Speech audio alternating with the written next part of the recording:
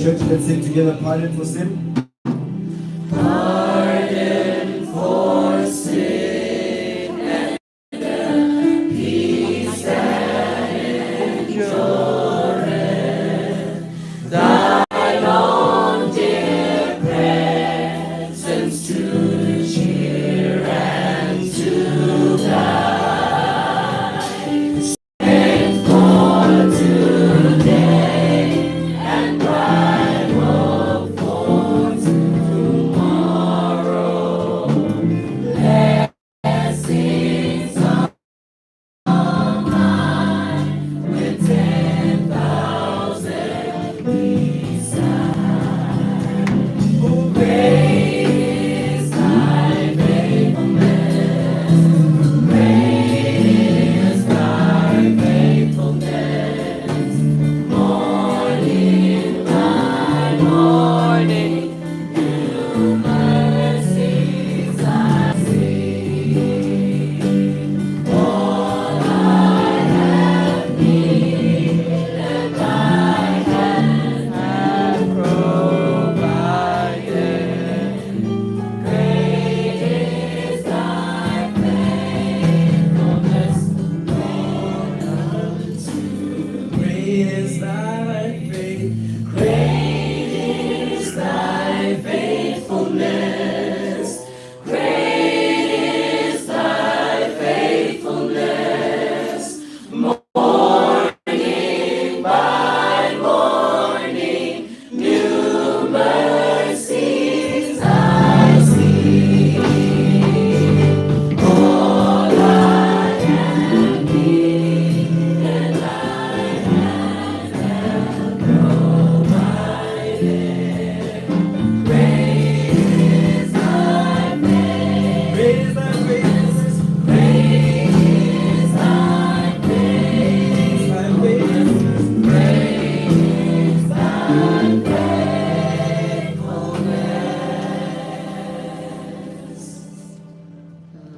Lord, hallelujah.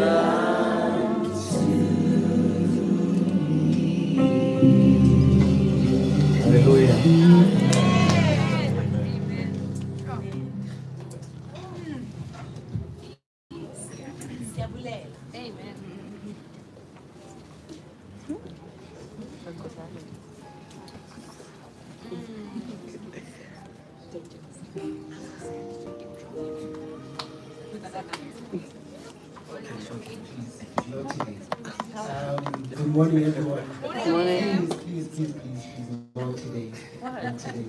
So for those who don't know, I might have a certain brand, of introductions.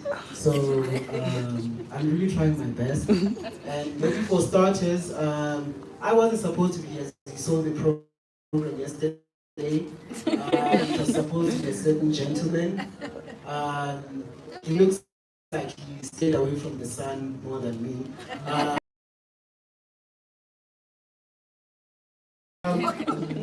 Okay, yeah.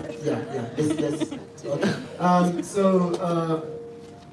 I'm a person who's in the words of Charlie, you always want to stick to your brand, to your lane, and I'm not one to rebrand too much every now and then, every 2 to 3 months, 3 to 5 business days, So I've been the guy who just deals with the slides, and I've been very comfortable. I mean, occasionally I can do slide into some DMs, but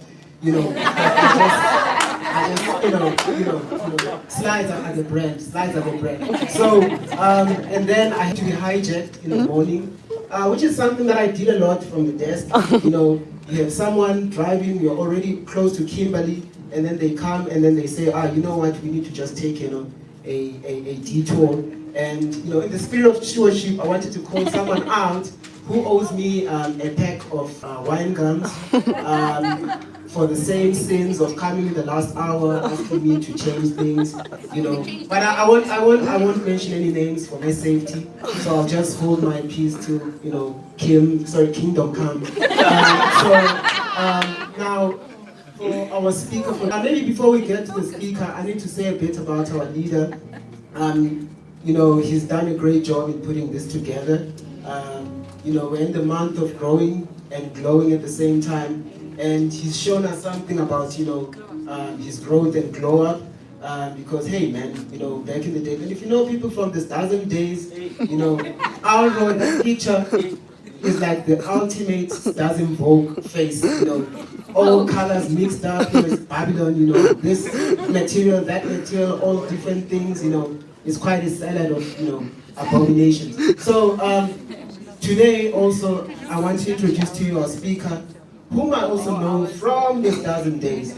And which means I had an opportunity to see them, during their crusty days. And now, because of a little bit of spirit change, they managed to get that glow up. It's great. I mean, praise the Lord. Exactly. Get a bit of spirit change. Just, get an iPhone from a BlackBerry. Back in those days, I was like, oh man, that's terrible. So, but I do have pictures from the archives. Unfortunately, because I was given this in the last minute, I would have liked to, put it before, but yeah, also for safety reasons, as I said before. So our speaker, I know it from those days. She's one person who's been very enthusiastic, and perhaps if you hear her shout maybe louder, speak louder, it's because of a faculty that she was, they're from mining engineering at Wits, so they are the loudest crowd. If you know anyone from Wits, they know the people from the mining. Please, I can see some confirmations at the back. They are the loud, on graduation day, my goodness. You'll not be sure if it's a protest or it's a celebration. So sometimes if you hear her coming out loud, don't worry, it's not a protest. There's no revolution going on. She's just passionate as she has been trained. So also, she's a very proud mother of one beautiful, business. She runs a Purpose Practitioners Club. So she'll tell you all about it. As you know, every now and then I always tell you guys, I don't want to mention a lot about what people do, but I want to tell about who they are. If you want to know what they do and whatnot, I'm giving you the opportunity to meet them and ask them questions. Because if I tell you everything, what are you going to ask them? You're going to be in one of my, back in the day, earlier dates when you meet someone and you run out of things to say, and you start asking them, do they like white bread or brown bread? Yeah, and it gets really, really, really awkward. So at least I'm giving you the opportunity to know a little bit more about them. So our speaker for today, ladies and gentlemen, is none other than Nompumelelo, if you're being serious and she's in trouble. But we know her as Mpumi Mbonane. And the words that you're going to hear after, and the voice that you're going to hear after the hymn of meditation is that of our speaker, Mpumi Mbonane. Thank you very much. Amen.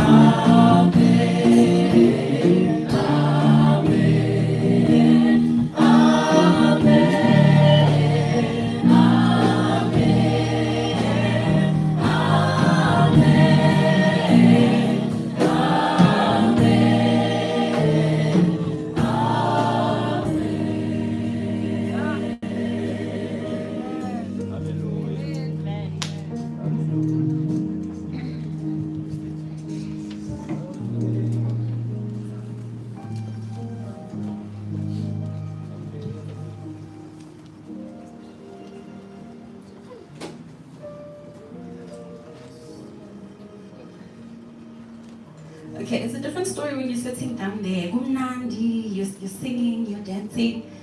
Once you stand here, I get it. I get it. Okay, so the song says, how do I begin to say, Lord, I thank you. Even in the midst of pain, Lord, I thank you. Reflecting on the goodness of God, how He provides for me. I don't deserve it, but you keep on blessing me. I want to say thank you. His love for me. His love for me was shown on the cross when He died for my sins. Favor and mercy is a song that's in my heart. I want to say thank you. I want to say thank you. Jesus, I don't deserve your love. You made me more than you really should have. I don't deserve it, but you keep on blessing me. I want to say thank you. I want to say thank you. I want to say thank you.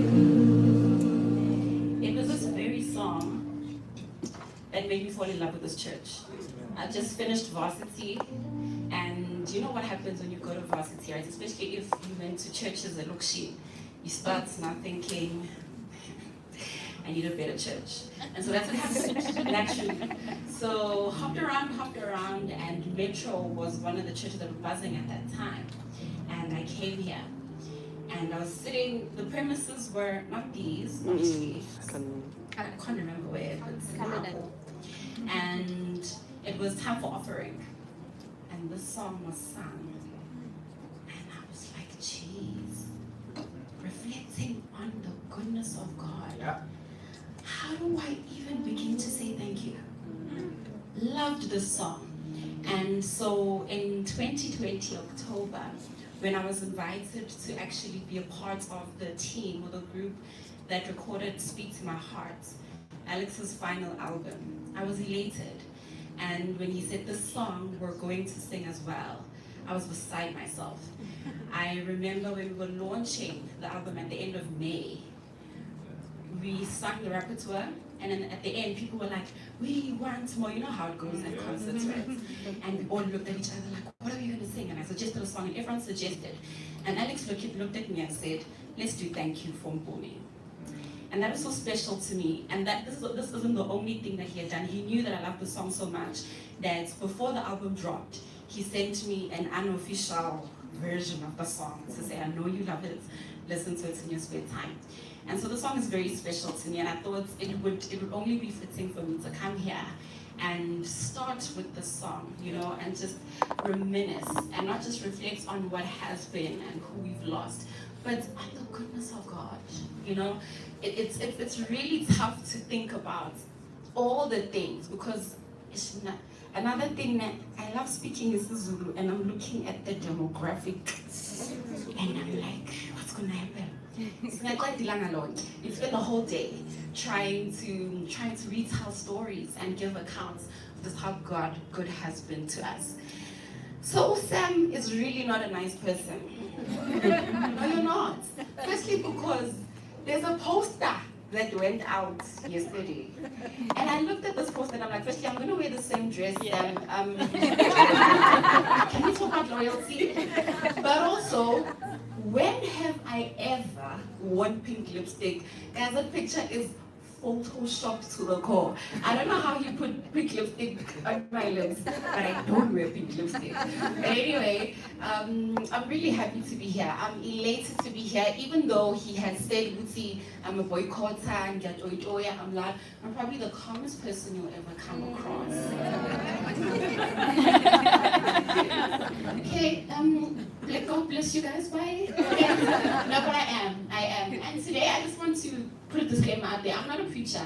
I talk, I teach, and so everything that we're going to do today is basically that. I'm going to teach you something that I've learned. I'm going to try and persuade you into something that I believe and something that's changed my life.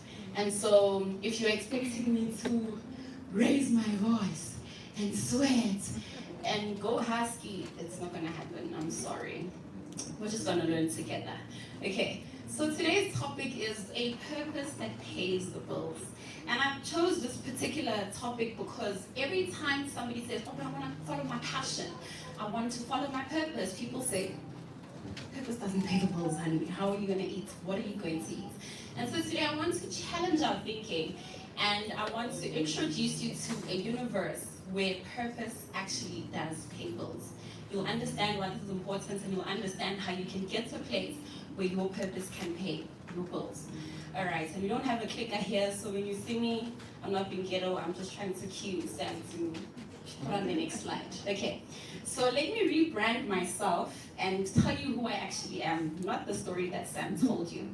All right, so 2011, I was in grade 11, and as happens, in grade 11 is when you actually apply for varsity. I'm seeing a number of heads being shaken like she's so young. Yes, I am. Okay, so grade 11 is when you apply for varsity, and that is what I did. I did as well. But before then, I'd go around telling people I want to be a psychologist. I want to be a child psychologist. This is something I've always wanted to do. And so grade 11 was crunch time. I had to then apply to any university for exactly that. I tell people, and the stories I get would be so disheartening, but one that stuck with me particularly is when my brother-in-law said to me, why would you want to waste your brain like that? Oh, I don't waste my brain. But being a psychologist, studying the brain, help me understand.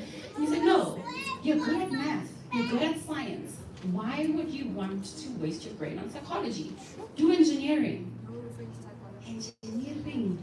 I'm a very soft person. I love people, developing people. And so engineering for me was a very foreign concept. I never thought of myself as somebody who can actually be an engineer. And so I went back to the drawing board and I thought, can't waste my brain. Let me find engineering. And look through every prospectus you can get to find an engineering that sounds easy. Chemical engineering, I thought, I don't think I want to do this. Mechanical, aeronautical, planes, no. And then I landed with mining. All right. Yeah, what can be difficult about going underground, blasting rock, coming out with a diamond? Come on, I can do that. And so there went the application, mining engineering to Wits. Wow. Wits said, girl, come through, let's see what you've got. Of course you'll see what I've got. Get there first year. You didn't got it. I didn't got it. Very wrong. Not at all. First year was hard. It was tough. You know, you're sitting in physics and you see gamma, phi,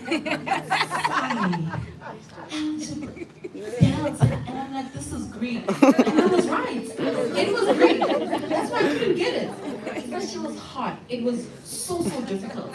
I think it was second semester is half year, right? Yeah. What is block? Yes.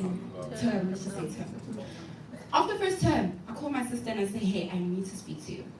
She comes through, takes me to McDonald's right there in Brom, and I say to her, I can't do this. I'm quitting. I really cannot do it. You know my heart is with people. Let me at least do law, okay? Help people in that way. The psychology won't cut it. She said, no, you know, there's so many people sitting at home with their law degrees. It's not gonna work out for you. I just wanna let you know that my sister is currently finalizing her law degree. Make it make sense. Okay, but it's fine. It's fine. So I didn't quit. Stuck with it, alright? Stuck with it first year ended. And I remember that year, so I had a bursary right throughout varsity. That at the end of that year, my bursary hadn't paid. So that was the first year I went to STASA. And when everyone was very happy at STASA, me, I'm like, results. And because my bursary hadn't paid, I couldn't get my results. I was stressing. That time I was secretary for our chapter. So I was so busy. But you know, a friend of mine once told me, so she had a sub at the end of first year. And she says, it's during festive season when you're preparing, because you're writing in January before everyone comes back. And she says, people would be celebrating, yay, and you want to do the same until you will remember that stuff, yeah. And the happy cut. So that was me, right? Busy, working, hey, whatever. But at the back of my mind, I was like, when are you don't have your results? And then Vic sends an email, a generic email, I later learned, that says, if you have this code, MNDDDD, it means you failed. I don't have my results yet, no? In that moment when that email came, I remember I went into the bathroom and I said, simply saying, please let it not be me. Do not allow for this to happen to me. I can't fail, especially because I wanted to quit this thing. So please reward my perseverance. Prayed, and I left it in God's hands.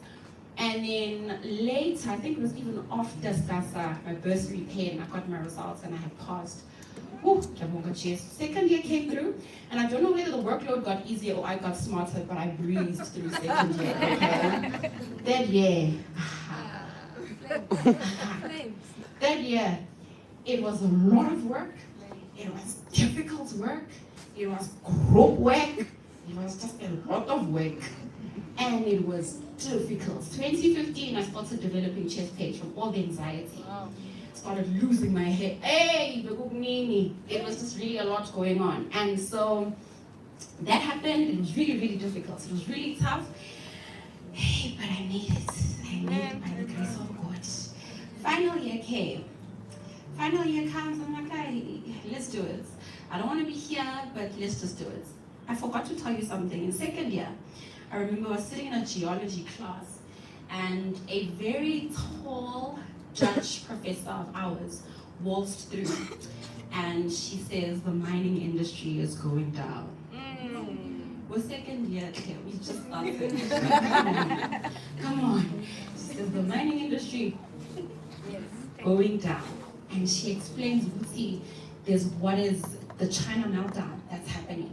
So what happened a year or a couple of years prior is that China was building, right? They were developing their infrastructure, so they demanded a lot of our minerals and a lot of our metals.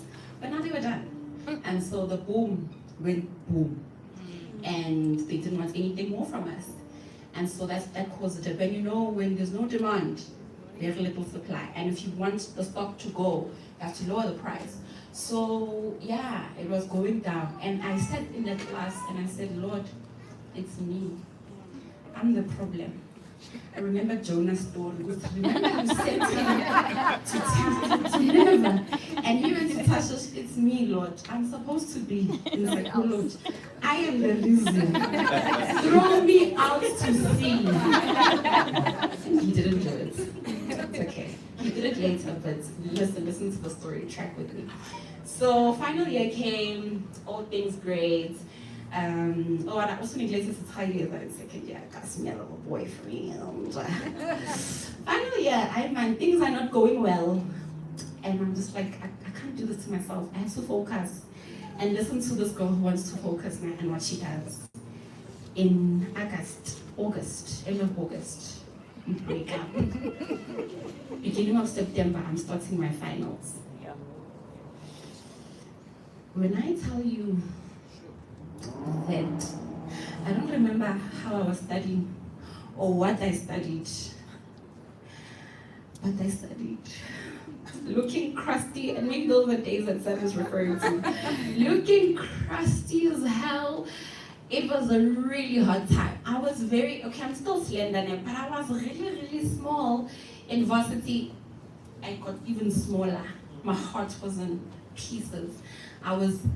It was tough.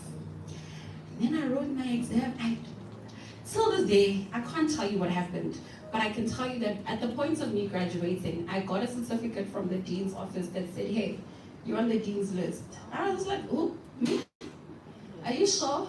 Lord, did you perhaps bring Shadrach, Meshach, and Abednego and drew me out of the fire so that they could stand for me? Because I don't know what happened, but I did well. I did really well in that year, and I can only credit it to God. So then I left varsity, and I thought, I don't want to go underground, it's never been my desire, but let's try consulting. So 2017, I started my technical consulting job in Centurion. 2017 goes down in the books as one of the toughest years I've ever had. I was depressed in that year. I think I was going through the motion when I was in varsity, right? Because you have to pass, you have to make it, you have to at least get out and we'll figure it out later. When the rubber met the road in 2017, when I actually now had to apply myself, it was tough. When the alarm rang, I'm gonna cry because it was really such a difficult time for me. When the alarm rang in the morning, I hated the idea of having to wake up. I hated it because I thought, what am I waking up to do? Where am I going? I hate it here. I don't want to be here. Then I come back home, and I didn't even live at home then. I lived with a family friend. Then I'd get back home and cry myself to sleep because I was like, Lord, another day has passed, and I don't know what my life means. I don't know what I'm supposed to be doing, but I know this isn't it. There was a huge gap, a huge hole that I felt, and I knew it couldn't be filled by anything else. Not a car, not a job, not a boyfriend again. None of those things. I knew that it was actually very existential, what I was going through. I just needed to know how God wanted me to spend my days, because how I was could not have been a part of the plan. Not his great plan anyway.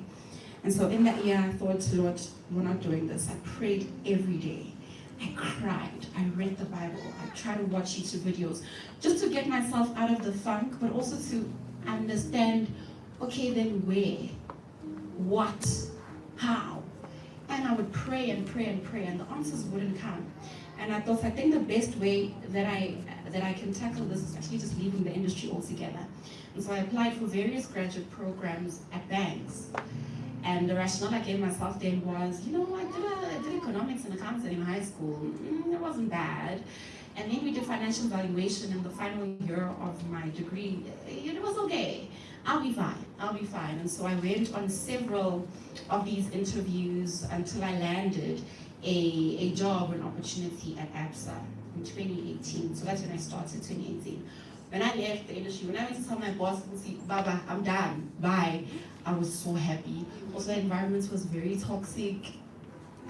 I just couldn't wait to leave. And he asked me, how much are they paying you? And I told him, it was like, ooh, so much money. No, it's not. You're just paying me very little. Anyway, we're not there. And I left the industry. 2018, I'm still praying, right? Because for me, the job at the bank was a means to an end. I just needed to know what that thing is. And so this is me praying, crying, all these things. But I'm also then now in a new environment, and I need to learn, I need to catch up, I need to keep up. And I did just that. But that year changed my life forever. It really did, because I got to learn so much about myself. I got to learn so much about what matters around me, or at least what matters to me, right? And one night in April, I was sleeping and I got woken up. And the first impulse was grab your phone because you're about to receive something. Grab my phone, and on that bed at home, because I moved back home now, it was a new era, a banking girl era. And so I wake up and I grab my phone, not knowing what's happening. And I get what I now call a blueprint, a download on not just what my purpose is, but how one can actually go on a journey to discover it, to align it to a profession, and to thrive. And I was like, Lord, please, hold on, this is a lot. I just said, what should I do? Not all these other things. But here's the thing, I used to get so frustrated when somebody would parade their supposed purpose, right? Like, oh, it's so nice here, just discover it, you'll see your life will change. And I was always frustrated with how did you get there? What did you do? And I said to God, Lord, okay, what is going on here? And he said, the reason you couldn't find the how is because I'm trusting you to administer the how. And I was like, geez, okay. But what do you mean? So people need to stray and lose their way and you sit pretty in heaven, and I must, no, we're not doing that. What is my purpose? And God said, do exactly that. And so I didn't understand what that meant. This is April of 2018. And after that, I'd go into the Sandton building, and almost every second person that comes across me says, hey, do you like it here? Is this what you'd be doing? Like if you had a choice and if you had it your way, is this what you'd be doing? And I'd be like, well, no, but yes. And it was as if I was branded. Ruthie, this is a confused child. She's on a journey. But the sentiment I got from all these people was, I don't like it here. I wish I had a different choice, or I wish I had a different journey. And I was so surprised because these people are dressed so beautifully. They work in such a beautiful place. They drive fancy cars. What's happening? Why is that not enough? But then I remembered that even for me, all these things that I had were not enough because there was an existential crisis that I was dealing with. And so it clicked for me that you're not the only person that's going through this. And I'll run you through some stats and some information because it is a crisis on its own. The fact that people actually hate the work that they're doing. It's such a sad reality. People don't love the work that they are doing. I was people at some point until I landed on this gold mine that I have now made my mission to go around and help people realize and gain from it. Let's go to the next slide, please. So a very staggering stat is that 85% of the 1 billion workers worldwide hate their jobs. 85%, you don't need to have done stats or probability to know that this is a really high number. It's actually very concerning. People who are in this camp don't even call their 9 to 5 or their job. They actually call it modern day slavery. Others even say it is a road to mediocrity. So many people hate their jobs. And I wondered why. And so using my own experience, using the experience of people who have then helped cross over to what makes them happy, these are the reasons that they gave. Number one, people have a fear of being let go. People have a fear of getting fired. And not because they're not good enough, but because somebody can decide that they need to leave. And if the law will not be on their side, what they then do is that they make the environment so miserable that the group decides to leave. So they squeeze you out, essentially. Number two is that people feel Uguti using or staying at the office for these extended hours infringes on their personal lives. Beyond employment, they don't have a life. I've got so many friends in accounting, in auditing particularly, who have no life. And when you do have a life, it comes back to bite you. And we're going to talk about what that thing is. The third reason that people give is that now life is happening and life has to happen, right? Things happen to you, but you also want to do things.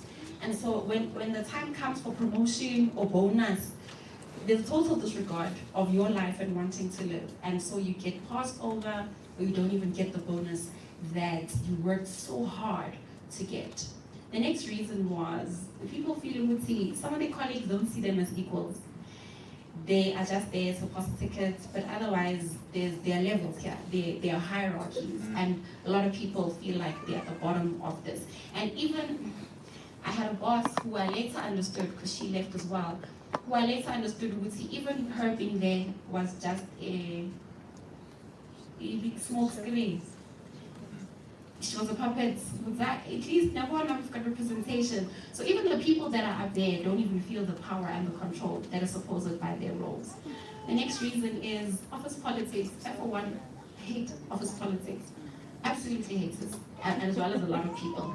The next reason is that just having to do the same thing day after day, night after night for some people, with little to no room for change or development, absolutely bores people.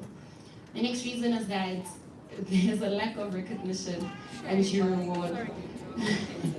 And I use that picture because it happens a lot, right? Especially, it happens a lot. Okay. There's lack of recognition and due reward. Even with all your qualifications and the work that you put in, still happens. The next reason is that, okay, there's work pressure. There's just a lot going on and you have to continuously deliver, that you end up actually being inefficient because of the pressure. And finally, people just hate waking up to do work they hate. They just hate it. There's no tangible, I just hate it. I don't want to do it. Get me out of here. So these are some of the reasons. But now I wanted to explore how we even got to this place. What happened? Why do so many people find themselves actually hating the work that they do? And it's because at the point where we had to decide on a career or a profession, there were these trade-offs, right? It's either you go with your passion or with a paycheck, because you have to be practical and realistic. As well as that, you have to decide, do I explore opportunities or do I stick with stability? And finally, do I save the world or save my family? Yeah. So this is how we got here. And more than that, there was a conditioning, even from the beginning, of a singular pursuit and a singular focus. You choose one thing when you are 18 that you are going to do throughout your adult life until you are 65, frail, and can't do anything anymore. How much pressure is that on an 18-year-old? For your whole life, until you're 65. This is what happened. Singular focus. Also, we're told, climb the corporate ladder and just focus on getting ahead. And when you look at proportion and all the people on the ground versus CEO, CFO, COO, it's just not possible for us to all be racing up there, but we are conditioned to do it anyway. And finally, when you're employed and you start wanting to explore things and like, oh guys, you know what else I can offer? Be like, hey, when it's work. And I've never heard them even once complain about work. Is it just us? Are we spoiled millennials, spoiled Gen Zs who just want soft life and don't want to work? We're allergic to labor. Is it us? Are we the drama? Until I actually read the account and story of Solomon. And I want to take us all to Ecclesiastes 2. So we're going to read 2 chapters, not in totality, obviously. So Ecclesiastes chapter 2 first. Verse 17 to 23. I think I'll read till 23. Okay? Listen to Solomon. This is the wisest man that's ever lived. That's got all the riches. Alright? He's set. In our eyes, he's the it guy. Listen to him. Therefore, I hated life, because the work that was done under the sun was distressing to me. For all is vanity and grasping for the wind. Then I hated all my labor in which I had toiled under the sun, because I must leave it to the man who will come after me. And who knows whether he will be wise or a fool. Yet he will rule over all my labor in which I toiled, and in which I have shown myself wise under the sun. If you actually follow the record of his son, he was actually very reckless with his father's legacy. So his concerns were quite valid. This also is vanity. Verse 20, therefore, I turned my heart and despaired of all the labor in which I had toiled under the sun. For there is a man whose labor is with wisdom, knowledge, and skills. Does that ring any bell? We apply our wisdom, our knowledge, our skill. Yet he must leave his heritage to a man who has not labored for it. This also is vanity and a great evil. For what has man for all his labor, and for the striving of his heart with which he has toiled under the sun? For all the days are sorrowful, and his work burdensome. Even in the night, extended hours, anyone? His heart takes no rest. This also is vanity. So Solomon would say, hey, man, I hate you. He hates the fact that he has to work, and he doesn't even know where his work will lead. As in, if he does all these things and gathers all these assets, I believe, who will actually take care of these things? But his work was distressing him. Day and night, this was his story. And then when you read Ecclesiastes 3, he actually comes to an epiphany, and he was known very well for his epiphanies. In Ecclesiastes 3, verse 9, he says, what profit has the work from that in which he, for what profit has the worker from that in which he labors? And then in verse 10, which I think is a pivotal moment, he says, I have seen the God-given task with which the sons of men are to be occupied. He has made everything beautiful in its time. Also, he has put eternity in their hearts, except that no one can find out the work that God does from beginning to end. So in his questioning, he actually realizes, or he comes to realization, or an epiphany, we see, no man, in each and every one of our hearts, God has put eternity. In another version, the Clear Word version, it says a sense of destiny, right? In each and every one of our hearts, there's a God-given task for each of us. And when you continue reading, it actually says in verse 12, I know that nothing is better for them than to rejoice and do good in their lives, and also that every man should eat and drink and enjoy the good of all his labor. It is a gift from God. So he says each of us not only have a destiny, a sense of destiny in our hearts, or eternity in our hearts, but God has given each of us a task. And that task is a gift to us. So we normally refer to work as occupation. And he literally says here that the task is what each of us ought to be occupied with. So when you think occupation, the first question we should be asking is, Lord, what is my task? Because that will then inform your occupation. And when I came across this verse, this changed my life forever. This is Ecclesiastes 3, verse 22. Firstly, before I read the verse, in this chapter, what he's doing, or in this part of the chapter, he's comparing the life of an animal to the life of a man. He says, help me understand, Lord, both these creatures are born, they eat, they drink, they poop, pee, they sleep, eventually they die. So what really is the benefit of being a human being? Maybe we must just identify as a cow, because what is the benefit, right? And then he gets to this amazing aha moment in verse 22, and he says, so I perceived that nothing is better than that a man should rejoice in his own work, for that is his heritage. Sure. The archaic definition of heritage is your individual possession, your allotted portion. So each of us have an allotted portion, our individual possession. And what that is for us to find joy in the work that we do. Are we conceited for wanting to be happy at work? No. Are we crazy? Not a chance. Because there is this yearning in us. And I wrote there that in each of us, God has built in us a relentless yearning for the kind of perfect world that can only be found in his perfect rule. So whenever you go around and you search people who are doing meaningful work and people who are doing purpose-driven work, you find that whether they realize it or not, inadvertently or not, they are really just trying to get back to what would have been a perfect world without sin. And so it is everyone's heritage. You sitting here, it is your heritage to find joy in the work that you do. Sure. There's nothing vain about that. There is nothing too ambitious or airy-fairy about that. It is your individual possession. Each of us have got a God-given task, and in doing that work is when we will find joy in our work. So how do we course correct?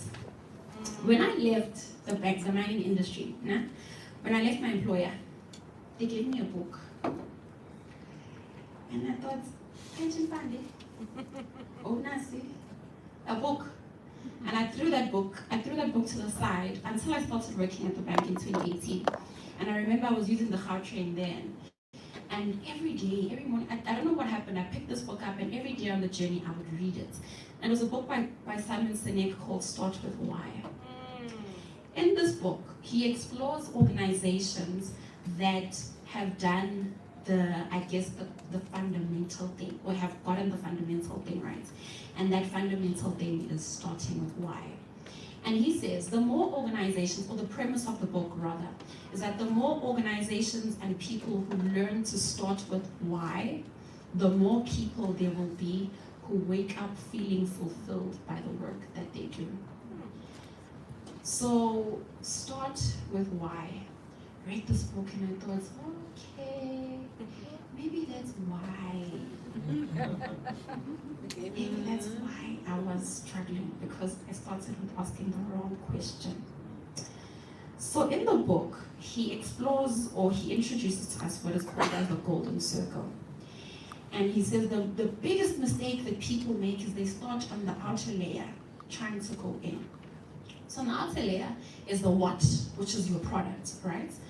And this is what you do, the result of your why, which is proof, okay? So you find with a lot of us, when we're young, we're asked, what are you gonna do when you grow up? What do you wanna be?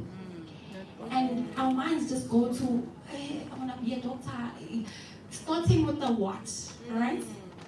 And then they go inward, the how, the process, which is the specific actions that you then take to realize your why. And then later, when life deals with you, then you're like, what is my why? Why am I here? Why am I doing the thing that I'm doing? Yes, ma'am.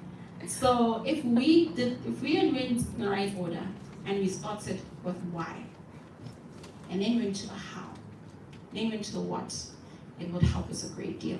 So I'm going to give an example with myself, right?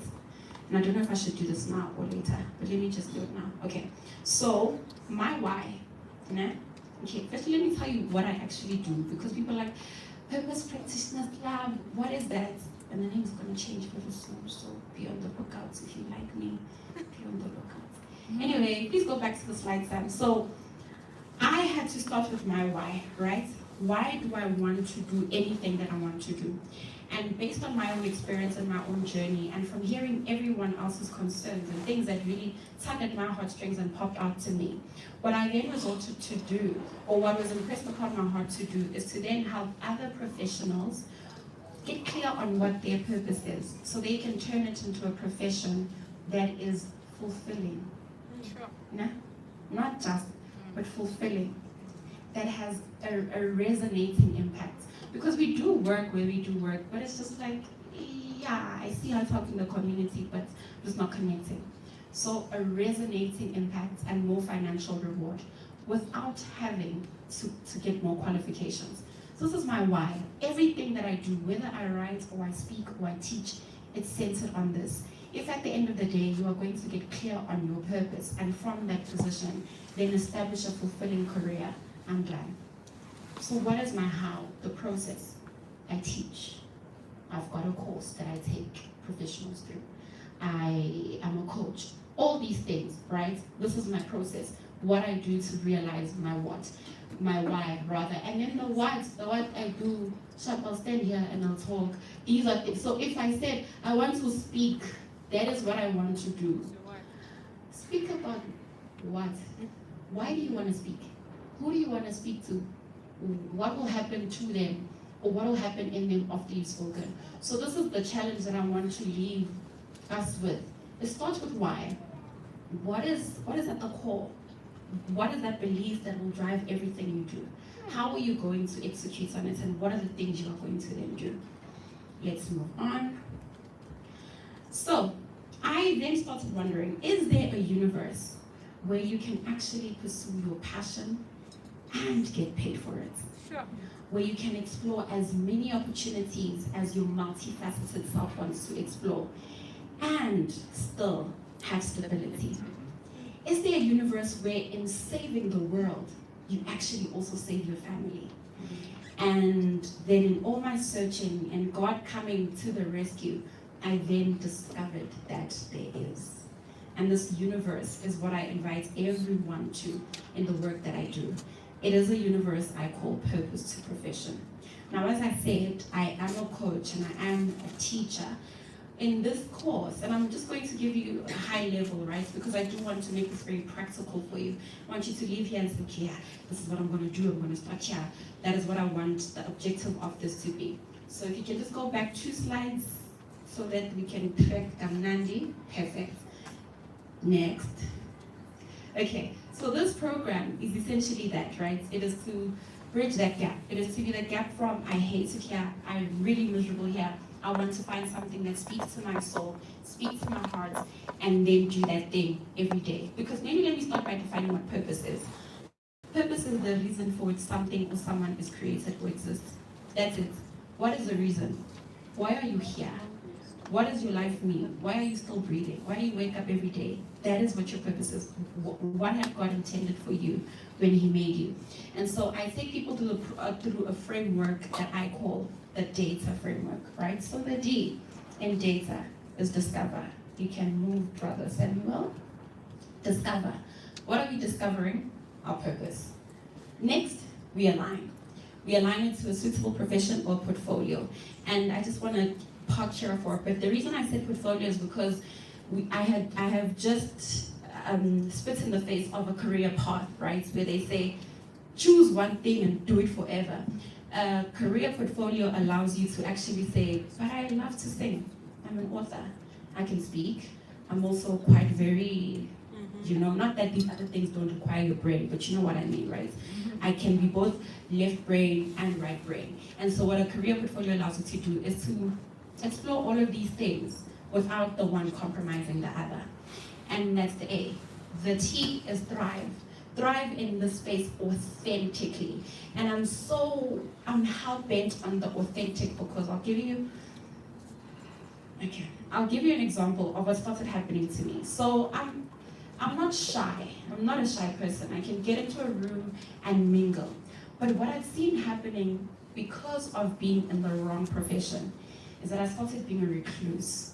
I didn't want to engage with people anymore because the next thing they'll ask is, oh, so what do you do around here? Walk us through some of the projects you've been doing. And I'm just like, nothing that I like, nothing that I have applied myself fully to, because I know I am best suited for something else.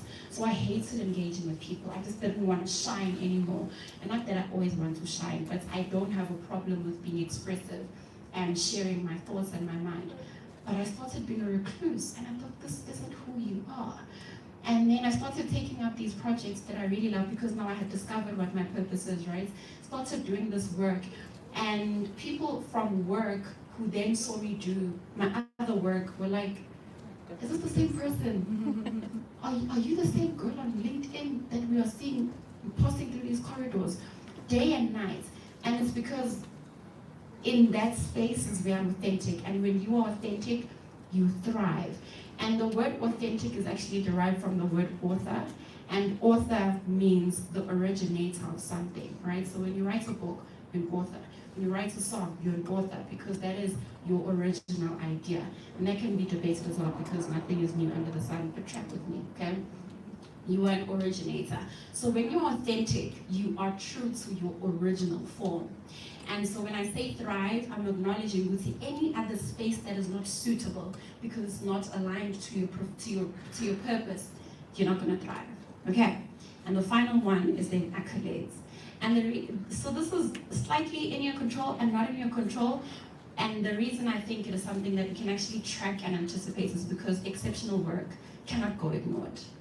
Good work, yeah, it gets it, but exceptional work, please, can't be missed. Okay, so what I'm going to do now is I'm going to, at a high level, take you through this whole framework, nah? Because I want you to, as I said, have something tangible to actually work towards, okay? So, I use what is called a Venn diagram because I am a mathematician after all, okay? I am an engineer. At least I got something, Venn diagram, okay? So, with this Venn diagram, what we're going to do is populate each of these spaces. So we're gonna populate the circles, where they intersect, and then that middle, okay? When we populate the outer parts is going to be the discover part of the framework. At the intersection points will be the align. And then in the middle there is the thrive. And I call the middle the purpose sweet spot. Okay? And every one of us are trying to get to that purpose sweet spot where we are thriving. So okay, the first thing you then do is identify a problem. Identify a problem that speaks to you. A problem that you can lend your experience or your expertise to, okay? Maybe let me also define what a problem is because I don't want anything to be ambiguous here. A problem is a matter or situation regarded as unwelcome or harmful and needing to be dealt with and overcome. So what is that thing that you believe the world can actually do without and you want to help people overcome? Let's move to the next thing. Then you look at your prowess, right? Prowess. So what you will see is all of these things are start with the P. It's called what? Alliteration. Yeah, so yeah, alliteration. Okay, and it's because I don't want you to forget, but because I also just appreciate the English language. I appreciate language when I can speak it. Okay, prowess. Prowess is the exceptional ability, skill, or expertise in a particular activity or field. Okay, so these things include your expertise, as I wrote there, your strengths, your gifts, things that I used to call it at first your uncommon advantage, right? Things that when you do, people are just like, you know, I've tried to do it like that, but you, no man, you are very unique. And I also love giving an example of Caster Semenya, right? Caster Semenya is a woman through and through, right? But she's got high testosterone levels. And when she runs, okay? Everyone bites her dust. And of course, this is kind of a scrutiny, investigation, what. But that fact about Sukasta is her uncommon advantage. We can all run with her, and it will be as if we're sitting here and she's the only one running. That's her uncommon advantage. So think about things that are your uncommon advantage, things that are so unique to you that you do so well, because that is what leads you to your purpose sweet spot. And then the next thing, which is what will conclude our discovery phase, is passions. Because God cares about the things we like, you know. When you read Matthew 5, blessed are the meek, blessed are they. When you read in the actual original translation, it is happy are the. Because God wants us to be happy. God wants us to thrive. God wants us to be happy, okay? And so he cares about, if singing makes you happy, that pleases the Lord. I need to sing if dancing makes you happy because I like to dance, and it makes me happy. If I dance with the Lord, it pleases him. Okay, but you get what I mean, right? Your passions, your strong inclinations toward a self-defining activity that you love and that you consider important and in which you devote significant amounts of time and energy. Those are your passions. So you'll find people who, so the reason why you normally hear people say purpose doesn't pay the bills is because when people think purpose, they think passion. And when you say, oh, I'm passionate about dancing, people are like, really? What are you going to eat if you're dancing all around town? If you say, oh, I'm passionate about sewing, and then it's like, okay. So then it comes under questioning, right? But what I want people to actually be conscious of is that passion and purpose are two completely different things. Passion is what you gravitate towards, you're fond of it. The English are passionate about tea. Do you think it is the English purpose, like purpose in my English people is tea? No. I am passionate about popcorn. I love popcorn. And I'm not supposed to be eating popcorn because of these things around my teeth. But I love popcorn. Is popcorn my passion? Yes. Is it my purpose? No, it's not. And so I'm trying to get us to a place where all these things come together to actually inform what you then ought to be doing and how. So the problems you've identified, your prowess, and then your passions. Now let's move to align. So where your problem and your passions come together, and I'm trying to stall, but I think Sam is listening so intently, he's forgetting that he needs to change the slide. Where your problem and your passion come together, that informs the people you then serve, right? Who? Because you can't be for everybody. You can't. Not because there's nothing special about you. No, it's because you literally cannot relate to everybody. You cannot speak to everybody's problem, but you can speak to something that relates or resonates with you. So where the problem you identify then and your passions then inform who the people who are attached to your purpose are. When your problem and your prowess come together at that intersection point, is your proposition. Is your proposition. Okay. This is what you do. So what is your message? Yes, next slide. What is your message? What is your mission? And so that is something we need to be very clear on. Okay, you've got these people, but what is the transformation that you're facilitating? What is unique about you? What is it that you're going to do, and what is the experience they're going to have after they've interacted with you? And then when your passions and your prowess come together is when you then get to your profession. So what does it look like? Is it in corporate? Is it a business? Is it an NPO? Is it in academia? Whatever it looks like, right? In the creative space, is it an amalgamation of these things? Is it a hybrid? Whatever it looks like. But when your prowess and your passions come together, which is supposed to be seen there, is profession. Okay. And then when your profession and your people and your proposition come together, so you're clear on what you do, who you do it for, and how you do it, you then get to your purpose sweet spot, where you are able to use your skills, your passions to solve a problem. So you're loving it, you're creating impact, and you're getting paid for it. That is the purpose sweet spot. Okay? So how will you know when you're thriving? I speak to a lot of people who say to me, I am unfulfilled.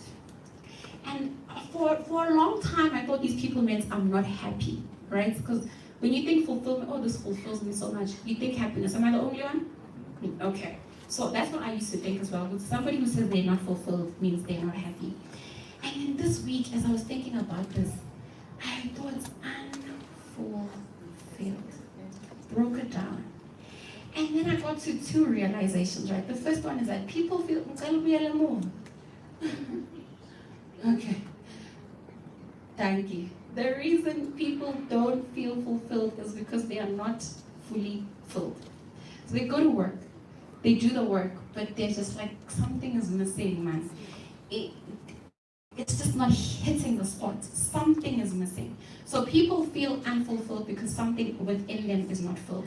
But you know what the irony is? You can go to the next slide, Sam, is that the reason some of us are not fully filled is because we are not fully filling. I'll say that again. The reason a lot of us are not fully filled is because we are not fully filling. I used to hear, we were created for God's pleasure. And I thought, what a conceited God. Just creates people just for his pleasure, and not toys why that can bring him joy. But then I actually learned Wuti. And God's nature is to create. He's a creator, right? That's why you find at the end of day one, he's like, oh, this is good. At the end of day two, he's like, look at you, it's good. Day three, ooh, I thought you couldn't get better, this is good. Day four, same thing. Day five, same thing. And day six, the pinnacle of his creation, he's like, jeez, this is very good. And on the seventh day, he could rest because he had fully filled the earth. He was done expressing his creative genius where creating the earth was concerned.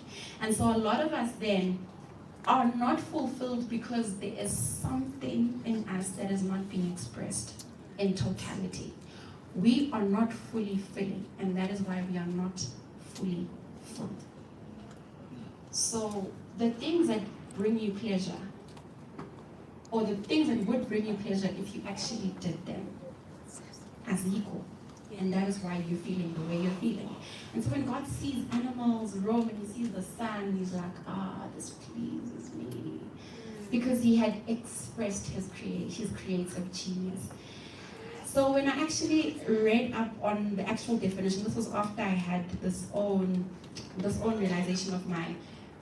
Unfulfilled actually is defined in the dictionary as not carrying out or bringing to completion. And so you're not carrying out or bringing to completion what God has put in you and what He's put you on this earth to do. And that is why a lot of people are walking, 85% of people walking around unfulfilled because something is not complete. And so, of course, we'll spend the Sabbath resting, then go back again, and we're just like, hey, get shorter, because we're not expressing fully what God put in us and what He's put us on this earth to do. It is also not fully utilizing our abilities. And this was my frustration with corporate, right? So I am so many other things, and all you want from me is this one thing. I can't do it. And this is why a lot of us are really frustrated, because we were channeled and conditioned into this one thing that you do forever, and other things lay dormant and latent. And in the work that I'm doing also, I'm actually realizing that when people talk about fulfillment, this is what they actually also mean. And these are the manifestations of their fulfillment, right? They actually do the work they love in the service of those who love the work that they do. When people find that, I'm not just doing something that I absolutely love, but even the people I'm doing it for love it, that fulfills them. When they are able to, next slide, this one we're going to go through very quickly. The next thing is time freedom, where you're not told that at 9 o'clock you need to be sitting on a desk, but you can actually control how you spend your time, where you can actually control where you are and where you get to do your work. That satisfies a lot of people. The next thing is ownership and control. People feeling like they own their destiny, they own their outcomes, they own their input. That really, really satisfies them or brings them fulfillment. And another thing as well is never having to fight to matter. Sorry, I'm trained. I'm triggered a lot. But not having to fight to matter, knowing Ubuti, by virtue of you being, you matter. Because what you have and what God put in you cannot be compared to any other person. But when you're in a system that wants the same thing from everybody, it's quite tricky. So when people find themselves in your purpose, they're like, I matter. My work matters. I don't have to fight with anyone. I don't have to scratch anyone. This is what matters. I matter. And finally, operating in your authenticity, bringing all of you into the work that you do. That is highly, highly fulfilling. So we're still talking about thriving, right? And then impact. I read something that hit me like that ball is hitting those pins. It said, why bother? And the response is because right now, there is someone out there with a wound in the exact shape of your words. Why bother? Because there is a vacuum. There is a chasm that can only be filled by you. I could try to do it, but it probably won't be in its totality or as effective as if the person that was actually designed to do it could do it. So there are people out there who are doing shoddy jobs at the things that you're supposed to be doing. Why bother? Because out there is somebody whose wound is the exact same shape as your word. But if your word is not going out, that wound is left vacant. The chance and risk of infection. And how you know you're thriving is when you are, I don't know if I can use that example because I'm not thinking about it in a bad way, but you're laying in bed with wealth. Okay? When you read Matthew 25, the parable of the talents, I love this parable so much. The master entrusts talents with 3 workers. Okay? The one gets 1, the one gets 2, the one gets 5. The one who had 5, we know the story, went on to use the talents to a point of multiplying them, doubling them. The one that used the 2, same thing. The one who got the 1, either thought, just the one, I'm going to dig it in the ground, and he did exactly that. The master comes back and he says, okay guys, let's see, what did you do in excitement? The one of the 5 says, yo, let me tell you, the investments that I made, the moves that I made, it resulted in a doubling of my talents. Oh, well done, good and faithful servant, look at you. Second person does the same. The last person says, in Ababuti, I know you. Nah? And knowing you, I know that you reap what you didn't sow. And so I thought, let me bury this thing. And the master is enraged and says, well, he doesn't say it, but I can imagine what his thoughts were. Then you really don't know me. Because if you knew me, you would have done something with this one thing. And he says to him, the least you could have done is put my talents a bank here, so you can at least earn a little interest, right? And what I pick up from the story is, the one who had the 5 and the 2, they knew how to steward their talents well. And as a result, they doubled. Just a side note. So in my coaching practice, I do something called a strengths assessment, right? I coach my clients through that. And so when I took it first in 2018, I got a set of 5 strengths. I took it again this year in January, and I got 3 new strengths that, interestingly enough, in 2018 I longed to have, but now in 2023 they are my strengths. And I thought to myself, had I not been faithful and diligent in actually using the 5 that I was dealt, I guess, I would not have cultivated and developed these other 3. And so he says to them, the 2 that did the diligent work of actually cultivating their talents and doing something about them, they doubled those. And then the lesson for us then is, in the event that you cannot steward your talent well, give it ear to those who can. And listen, this is not a judgment on anyone, right? A lot of people are in employment because their employers know how to use their talents better than they can. If I said to you now, your skills, use them on your own, it would be a challenge, right? So a lot of us here are the last person, okay, not the last person because he didn't do it, but that's what the master was alluding to. We'll see, at least give it to a bank, let it earn an interest. But if you really want to see rapid growth, if you really want to earn if you want to earn at a level commensurate with your talent, you will make the investment, right? And so when we talk about wealth, we are then talking about expanding, not just using, but expanding what God has put in your care or what He's entrusted you with. And it is in doing that, it is in using our talents fully that we yield the best results than if we handed them over to somebody who can do a better job at stewarding them for us. The next point there is, and when you do this, you actually learn that there's no cap to your earning potential.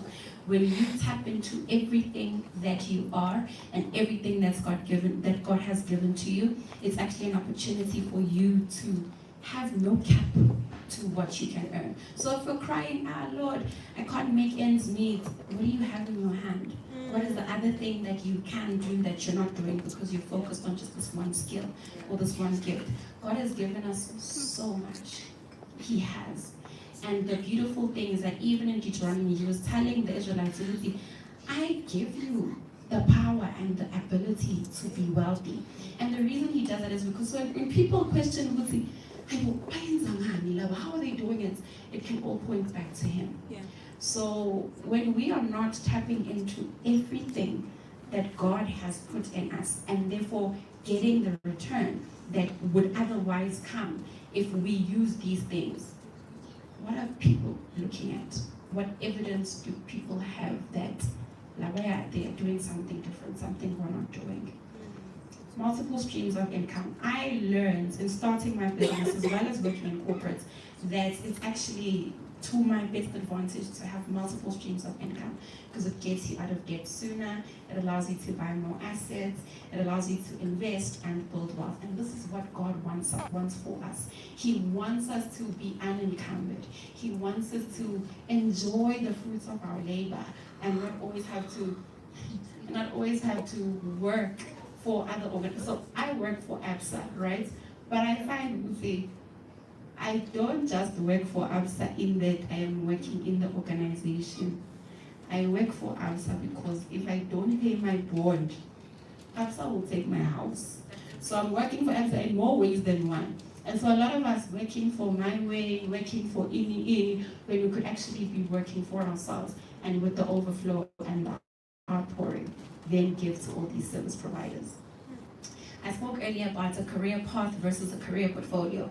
And by career path, that rigid profession was this is what you do, and this is what you do until you are 65. Challenge yourself to actually create a portfolio around you. We've got investment portfolios, we've got people who work in advertising and media, they've got a portfolio. We can also develop and create a career portfolio for ourselves, one that taps into who we are in totality or holistically. And finally, the next point there is then we also get to build a legacy for our future generations, right? We get to okay, so I don't know how to address this, but a lot of us are not progressing as well as we should be because there are families that we still need to take care of, and, right? But if we can start a new chain or a new generation, we'll see. My kids are not going to have to pay tax for my living, because I will set systems up so well that they feed me even when I'm no longer working, and my kids can also benefit from those things. I think we need to gear our minds to thinking like that. So we see, nobody should take care of us when us today can take care of us in the future. What I'm basically trying to say. So as we build wealth, that's what we're doing, taking care of myself or yourself in the future. And then finally, please just show all of this. It's fine, please just go to the next slide. Okay. The truth of the matter is that money gives power to good intentions. If you've got good intentions and you don't have money, hey, yeah, I want to help. But if you don't have the money, you can't help. Andrew Matthews, in his book Being Happy, said, the best thing you can do for the poor is to not be one of them. Also, I'm putting these things down because when we think wealth, we think, oh, so selfish. There's a lot more we can do with our wealth, right? When you have enough, you can give, you can generously donate. And Margaret Thatcher actually said, no one would have remembered the Good Samaritan if he hadn't had money. We know him because, oh, what are the, no, it's fine, put them on my tab. And we love that about him. And Mother Teresa said, it takes a checkbook to change the world. It really does. The people who've got a say and a sway in society are people with big checkbooks. So if you want to really have an impact, if you really want to change the world, checkbook.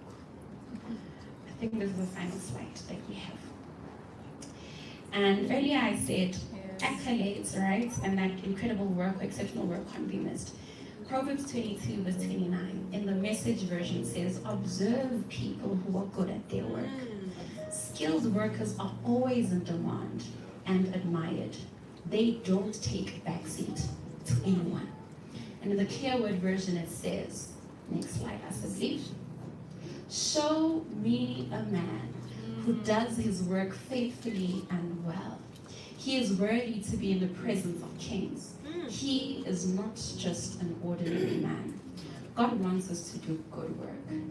As I said earlier, good things point people back to God. And so the message I'm leaving everyone with today is, it behooves each of us to find our purpose sweet spot. I know Alroy said to me, please just give us the hottest trends. What should people be focusing on and going to? Hottest trends don't matter. Amen. And the reason they don't matter is because each of us have got a God-given task. What is your purpose? Because that is what matters. Why has God still loaned you his breath? Why are you still here? Because that is what matters. And you know what the trends then will help you with is, once you're clear on what that purpose is, you can find innovative and trendy ways to then express it. But without that foundation, all is vanity. Without that foundation, it doesn't matter. So, it behooves us all to find our purpose sweet spots, because in this place, we thrive. In this place, God is glorified. In this place, you will not hunger. Okay, you will, but you will hunger for righteousness, which is great. But my message for everyone today is, find your purpose sweet spot and tell me how your life changes from there. Amen.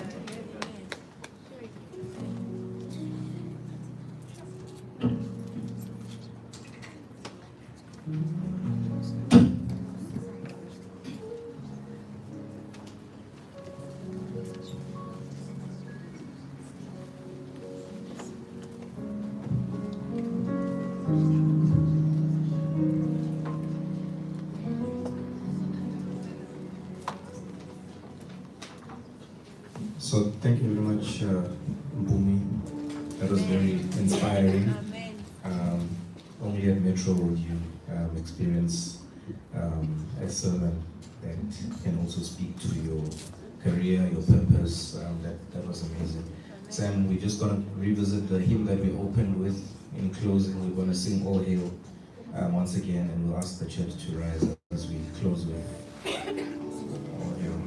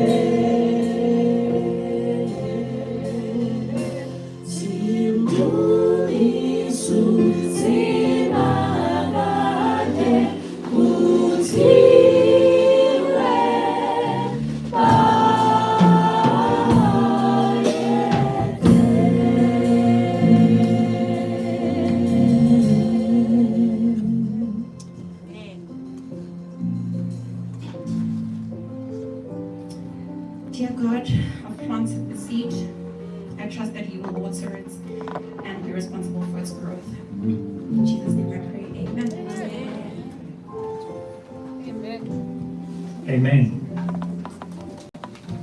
So we've come to the end of a very